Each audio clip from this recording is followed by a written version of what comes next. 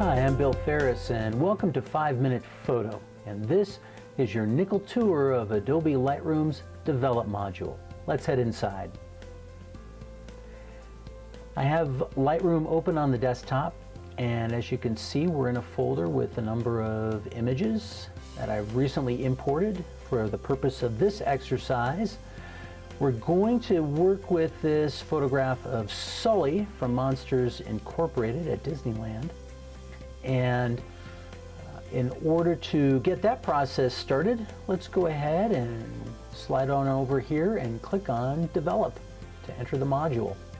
So we're seeing Sully.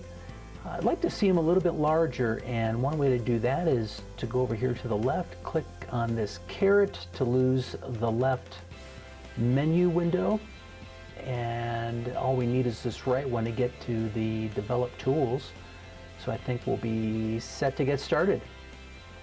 Before we start tweaking, let's make a mental note of some of the major issues we want to address. I'm seeing some highlight issues in the face and along the brow and eyes. Also, there's some potential with a slightly canted horizon. This seam between the two walls should be vertical. It looks slightly tilted. Also, we've got some vignetting going on in the corners here. In fact, that's a good place to start. Lightroom's Develop Module has a number of tools and a lot of functionality. Down here at the bottom, we have the lens corrections area. Lightroom recognizes the camera body used to make an image, as well as the lens that was mounted to that body, and it comes with a suite of profiles that allows it to correct for aberrations inherent in certain lens designs. So we're going to click to enable profile corrections for this lens. Boom. See, the vignetting has been addressed very nicely. I'm also going to click to remove chromatic aberration. This often is a subtle adjustment, and I have found that it's very reliable, and so I almost always just use it because I've never known it to actually introduce aberrations that make an image displeasing. Okay, so with those two adjustments made, we will scroll up to the top area, and let's see if we can address the possibility of this canted horizon. For that, we will activate the crop overlay and go down and select Straighten Tool. Our cursor becomes this plus sign. We'll click and hold at the top of the seam between the two walls, drag down along the seam to the very bottom of the image, and let go. And it does just a very slight rotation. We'll hit enter to accept that change. Next on the hit parade, we're going to address the highlights in the face and the brow and the eyes. We'll go over to the right and scroll down a bit just to get into the tones area. Highlight adjustment, you can either click and drag this scroll. I like to click in the number and then hold my mouse button down, and I'll just drag to the left to adjust that.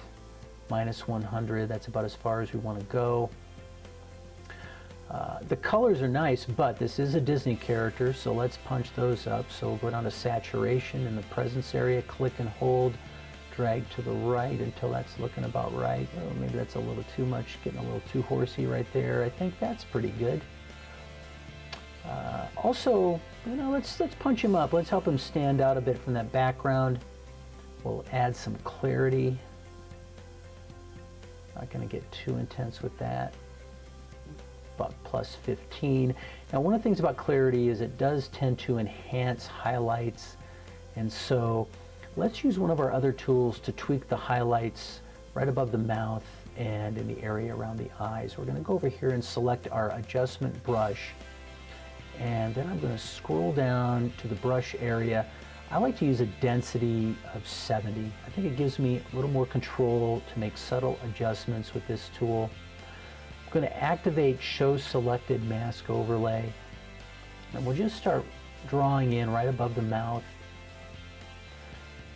Again, we want to make this quick. We're just demonstrating the tools, so it's probably not going to be perfect when it's all said and done. Get the eyes a little bit, get that brow, and we're not actually changing anything at this point. I just like to see where I'm going to be making changes. And we'll deactivate this so we're not seeing the red. We'll scroll up. I'm going to use my exposure adjustment tool here and drag that to the left. Bring it down right about there. A full stop of adjustment, and then we'll go back and click on the adjustment brush tool to get rid of its marker. And I think we're getting very close. Let's click on the image anywhere to zoom in, and we're looking for grain, evidence of noise. So we'll scroll down. This was a handheld shot in the Disney attraction ride, so I was shooting at a high ISO. Luminance noise reduction is going to give us our immediate best results. I'm going to click, drag to the right. I'm not going to look to get rid of everything. In fact, we don't want to go too far. Setting of about 25. There's still a little granularity there. But if we drag over, we're still getting some nice detail in the mouth. We click to zoom back out full screen. And I got to tell you, I think we're just about where we want to be. And so I hope this video served well to demonstrate to you the broad suite of tools available in Adobe Lightroom's Develop module. In my experience, I've found that about 95% or more of the images I'm working with, I can do all processing in this Develop module and get the image exactly where I want it to be for public display. And I think if you get into your Develop module in Lightroom and start playing with it, you'll find that it's a powerful tool, an effective tool, and intuitive, easy to learn. Well, thank you for your time. Thank you for watching. I'm Bill Ferris, and I'll see you next time on 5 Minute Photo.